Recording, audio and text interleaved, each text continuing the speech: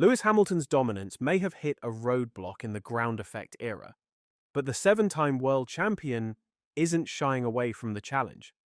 With Formula One's major regulation shake-up just around the corner, the Briton is not only bracing himself for a fresh battle, but also pointing to one particular aspect of the sport that, in his eyes, is becoming difficult. Speaking in the build-up to the Belgian Grand Prix, Hamilton struck a hopeful tone. And when the topic shifted to the 2026 rules overhaul, his excitement was impossible to miss. For me, the thing I love about Formula One is that there are these changes that come along the way. There's so much innovation and development, and every time they make these changes, the learning curve is so steep for everyone within the team. So it really challenges us all to dig deep, to innovate. For Hamilton, the ground effect era has been bittersweet. It ended a remarkable streak that saw him win at least one race in every season of his career, while extending less flattering records. One of them, his longest run without a podium. What once stood at 13 Grands Prix has now stretched to 16, with Las Vegas marking the last time the Briton climbed onto the rostrum. Even from a driver's perspective, it's got more and more intricate as the years have gone on. This next step, I would say, probably the driver has even more input into the development, particularly of the power unit and how you use the power. Max Verstappen and Charles Leclerc have both voiced their dissatisfaction with the direction of Formula One's next-generation cars. Aston Martin's Lance Stroll joined the chorus of skepticism, unimpressed with what the new regulations are expected to deliver. Hamilton, however, is taking a different stance, choosing the wait until you drive it approach rather than rushing to judgment. I don't really want to shut it down because maybe things will be good. Let's see when we get into the next season. It could go either way. It could be good, it could be not so good. But only time will tell. What I love is that while we're fighting this season in this championship, we're also having to develop the current car, and then the next car. And that, for me, is fascinating. If we were just with the same car all the time, evolving on a very small gradient, it just would not be anywhere near as fun. Guenther Steiner has weighed in on Lewis Hamilton's Ferrari gamble, and his prediction isn't exactly rosy. The former Haas team principal believes that if Hamilton's struggles in red continue, the seven-time world champion might walk away from Formula One altogether by the end of 2025. In fact, Steiner suggests Hamilton may not even make it to the second year of his Ferrari contract if his fortunes don't turn around. Speaking to Web.de, he explained, he has lost his self-confidence. If you don't believe in yourself anymore, you can't perform. You only have to think back to the moment when his move to Ferrari was announced. That was huge hype, including for me. The seven-time world champion at the Scuderia, that sounded like a fairy tale. Of course, he had high expectations of it himself. But then when reality doesn't live up to expectations, you lose confidence in yourself. Age always plays a role. You don't get faster as you get older, but he can certainly drive at a good level for a few more years. However, if you don't enjoy it anymore, then there's no point. It's better to say, I tried, it didn't work out, and I'm quitting. Of course, the car always plays a role, but we are in Formula One, and a top driver has to be able to deal with what he is given. If a car is difficult to handle in certain areas, it is up to the driver to adapt, not the other way around.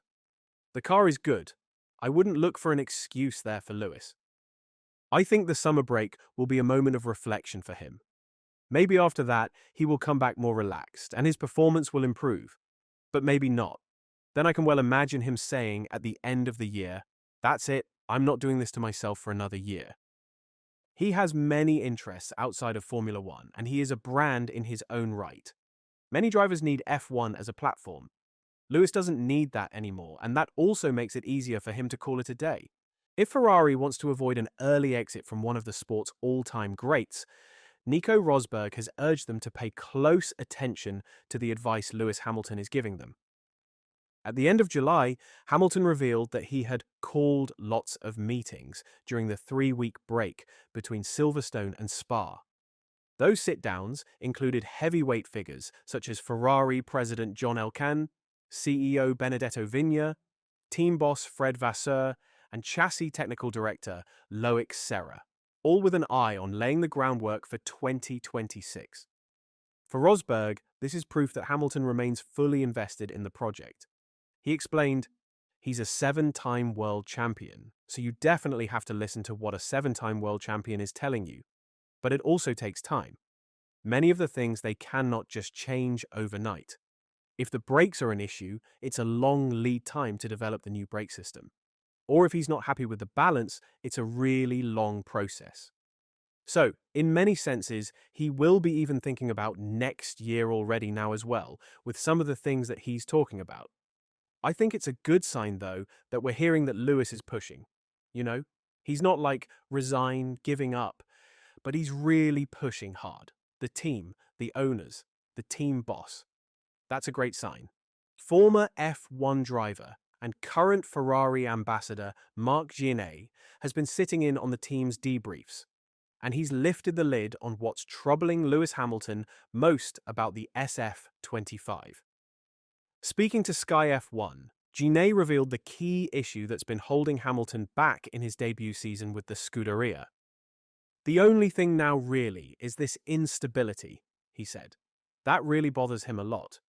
Charles probably can cope with it. But believe me, I'm in the briefings and there's a lot of positives. But still, not fully, there are still areas that we need to give him a car that he feels more comfortable with and can push straight away and can do a proper weekend, because he's never done it yet." Speaking of Charles Leclerc adapting the SF25, Ferrari boss Fred Vasseur admitted that his golden boy was lucky to even see the finish line at the Hungarian Grand Prix, after a chassis issue derailed what could have been a winning drive. Starting from pole, Leclerc looked primed to fight for victory. But after a tyre change on lap 41, Ferrari's pace fell off a cliff. Instead of closing in on eventual winner Lando Norris, the Monegasque slid backwards, losing out to Oscar Piastri and George Russell before salvaging 4th place. Leclerc quickly revealed that a chassis problem was to blame for the sudden drop in performance. Vasseur confirmed the team would investigate whether a component had broken, adding that he feared Leclerc might not even reach the checkered flag.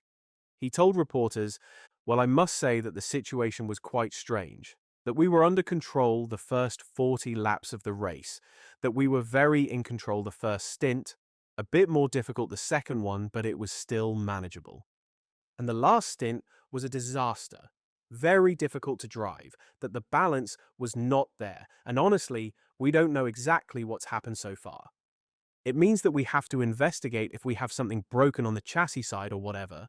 But at one stage, I thought that we will never finish the race, that we can be lucky in this situation to score points of a P4. But yeah, it's very frustrating for us because I think we did the first pole position of the season.